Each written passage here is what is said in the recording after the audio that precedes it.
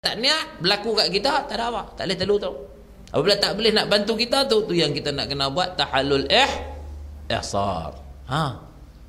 Jadi kita niat tu tuan-tuan sebagai orang kata apa? Backup dan juga alat bantuan untuk kita. Niat bersyarat ni bagi orang perempuan. Orang lelaki pun gitu lah, orang lelaki boleh tak? Kalau dia tak sihat, pi Madinah pun dah masuk wad dah. Jadi dia nak balik mai nak pi buat umrah tu tuan-tuan, di miqat Bir Ali tu dia niat bersyarat. Macam mana? Saja aku mengerjakan umrah dan berihram dengannya kerana Allah Ta'ala, sekiranya aku terhalang oleh sesuatu maka jadi halailah aku. Hak tu masuk semua. Terhalang oleh sesuatu ni apa? Sakit ke? Tak boleh nak pergi tawaf kan apa semua. Apa-apa saja halangan, aku halailah aku. Jadi kalau dia pergi sana masuk wad 5 hari. Memang tak boleh nak pergi. Nah, orang nak usul pun tak boleh, koma dah apa semua. Jadi automatik dia jadi halal. Itu bagi orang lelaki. Orang perempuan gitu jugalah. Apabila dia, kalau dia tak niat kerana haid pun dia niat terhalang oleh sesuatu, tak kira lah. Haid pun kira halangan juga, sakit pun kira halangan juga. Maknanya niat yang terhalang tu dia termasuk semua sekali. Begitu perempuan sekalian dan tuan-tuan sekalian. Jadi gitu. Jadi kita niat bersyarat. Walaupun kita dah tak pernah datang haid lama dah, mana nak tahu Allah nak takdirkan dia mai pula. Keluar loh. Habaq kat suami haid mai pula. Tok Wan ni pun sambil hidup menengok, kok mana mai pula dah. 10 tahun dah hang pencen ni mai pula ni. Allah nak takdirkan. Mula-mula duk fikir menengok juga, mula-mula dia kenyih Tok Wan tu. Siapa? Tok hang no, subuk lagi hang ni punya. Tuan-tuan. Dia kan nak cari bilik berkat pula tu. Tuan-tuan. Itu cerita dah lah. Tak apa, niat bersyarat ni boleh kita gunakan. Syarat tu akan kena kat kita jika sekiranya apa yang kita niat tu berlaku pada kita. Kalau tak berlaku pada kita, kena tak? Contohnya, kita adalah keadaan suci. Tadi kita niat bersyarat. Pipi sana pun suci elok juga. Tak ada apa, jalan terus je lah. Mai haid tu baru kena syarat tu kat kita. Kalau tak mai, tak apa. Terus je. Gitu tuan-tuan. Baik. Pantang larang ihram. Ni pantang larang ihram ni kita tahu dah ada 13 semua no. Cerita dah itu pun kan. Ni saya cerita secara apa? Secara ringkas lah. Yang pertama, pakai pakaian bersarung bagi lelaki lah. Tak boleh pakai lah bersarung ni.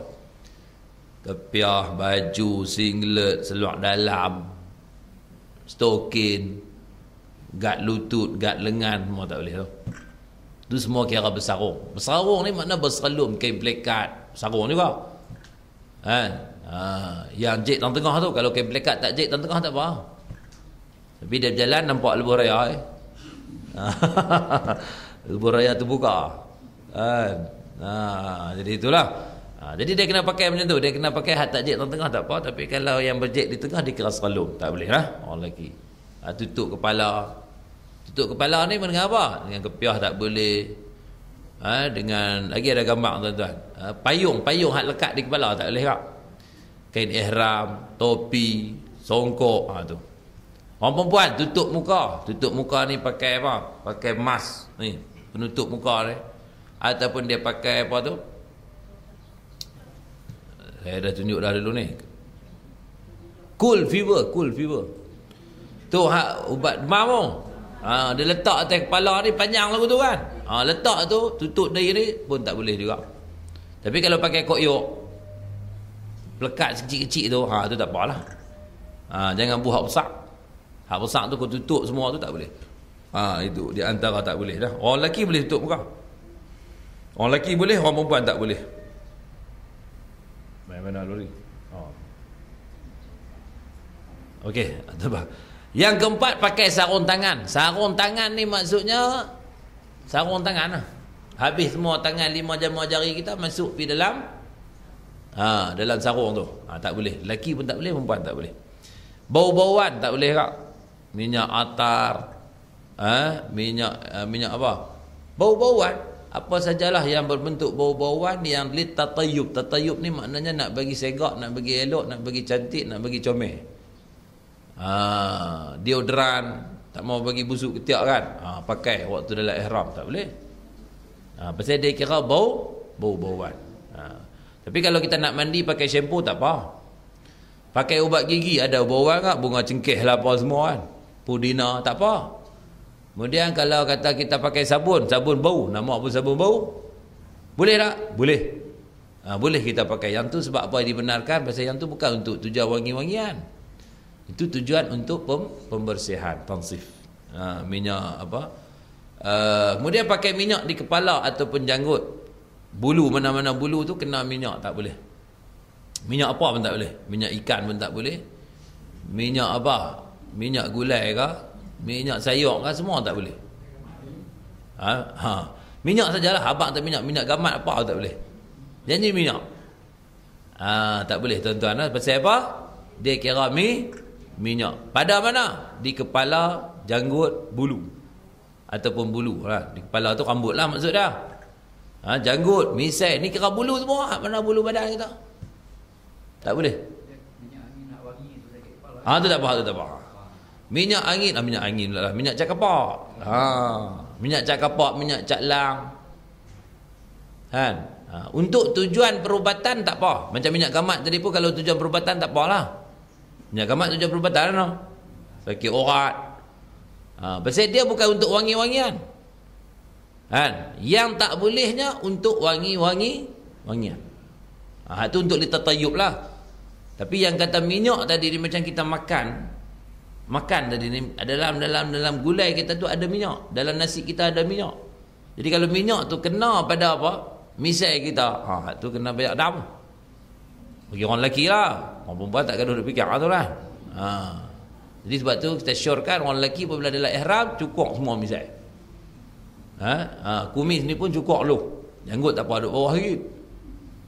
Kalau tidak kena nganga pergi luar. Satu nganga tak mau bagi kena minyak. Sebab ada lagi tak yang tu. Kita kena hati-hati. Tapi kalau kata untuk tujuan perubatan tak apa lah tuan tadi lah. Macam kata minyak angin tadi kan, kita sakit kepala kita buh, tak apa. Pasal minyak caklang tu tak ada orang buh di baju pun. Bagi wangi dah. Minyak gamat ada orang buh di baju. Kan. Orang duk buat mengurut, sakit urat, tergeliat tu ya. Isteri-isteri pun kadang malam-malam tu bubuh minyak gamat penuh. Suami balik mai tak boleh. Pasal apa? Bau minyak gamat. Bawang goreng, jintan manis, semua dah bau. Mandilah. Tuan-tuan. Kan. Itu contohlah kan. Okey, tanggalkan rambut atau bulu. Tak boleh kat. Nak gunting rambut semua tak boleh. Potong kuku tak boleh. Potong pokok, tebang pokok tak boleh. Memburu binatang. Burung ke? Burung mak pati tu, kita tak buru dah tapi kita pergi gempak dah. Tak boleh juga tuan-tuan. Tak boleh. Makna kita seolah-olah apa? Ganggu dah. Tak boleh dah. Pendahuluan persetubuhan. Ni pun tak boleh tak? Pas kita niat ihram. Peluk cium yang merangsangkan syahwat tak boleh.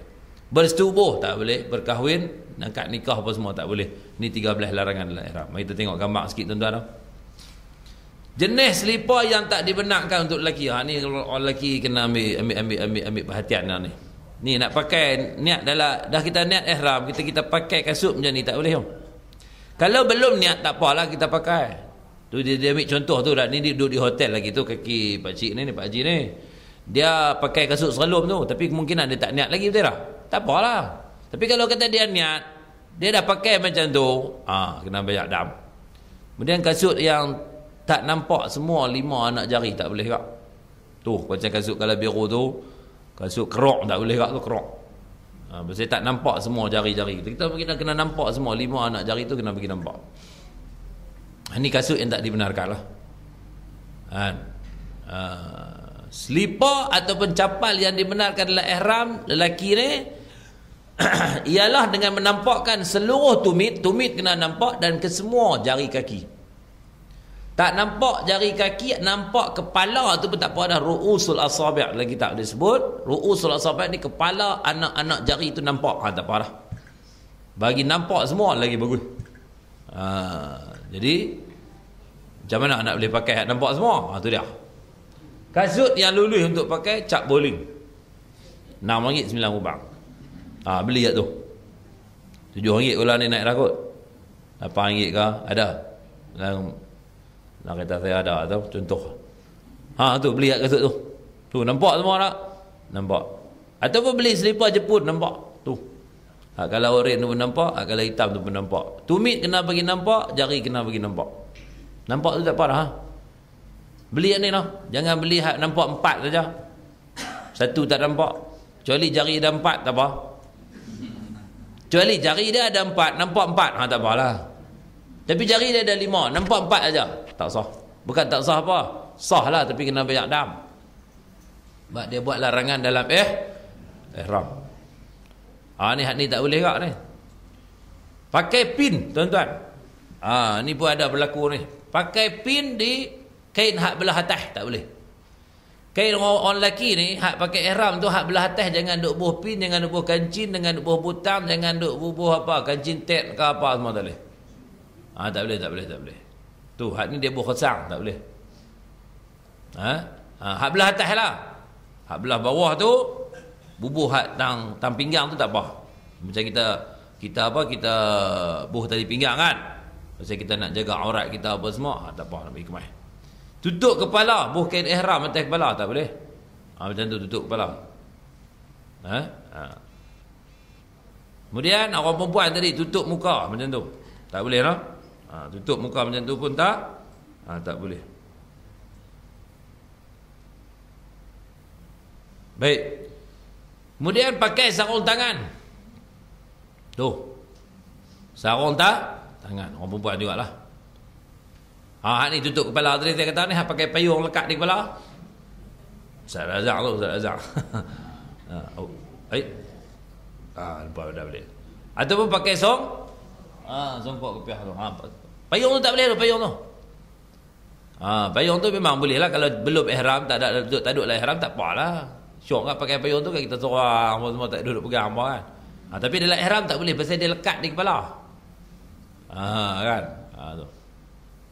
Ni pun cukup misai, pakai wangian, gunting akak kuku, semua tak boleh tu. Dia tunjuk gambar lah. Tuan-tuan. Kemudian apa lagi? Patahkan pokok, dahan pokok. Maknanya membinasakan tumbuh-tumbuhan, tak boleh. Lepas tu tangkap burung merpati, pergi duduk gempak burung merpati. Ada burung merpati banyak lah. Dia duduk ihram, dia duduk ligan burung merpati. Berburu. Hatta belalang pun tak boleh. Bunuh belalang pun tak boleh. Belalang tu dikira binatang buruan. Macam ikan dalam kolam tak apalah. Kalau jengkin, ulat apa semua tu boleh ke? Nyamuk, binatang buruan ke? Kalau jengkin main nak ketik kita. Kalau jengkin kita apa kata kat kalau jengkin ketiklah aku dalam ihram tak boleh buat apa ke? Sedap ke tak? Hak tu bukan binatang buruan, hak tu berbahaya. Bolehlah kita bunuh. Kan? Tu. Hak ni macam belalang. Belalang tak boleh tuan-tuan. Pasal belalang dikira sebagai binatang buruan. Larangan.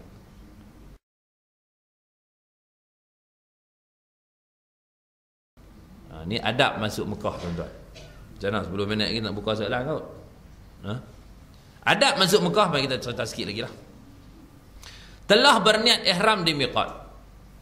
Tu lepas tu saya katakan tadi, apa-apa keadaan sekalipun kita kena niat ihram nak masuk di Mekah ni. Macam orang perempuan haid tadi kan, niat ihram juga. Niat ihram juga. Dengan cara niat bersyarat. Yang kedua, meninggikan suara dengan bertalbiyah. Orang lelaki lah, tinggikan suara, labbaik Allahumma labbaik. Tak apa. Orang perempuan slow sikit, ala qadar lah. Yang ketiga, masuk Mekah ni tengok rumah di Mekah tu, baca doa lah. Duduk atas bas tu, nampak dah rumah di Mekah tu, baca doa. Ada dalam buku kita. Tidak berniat untuk melakukan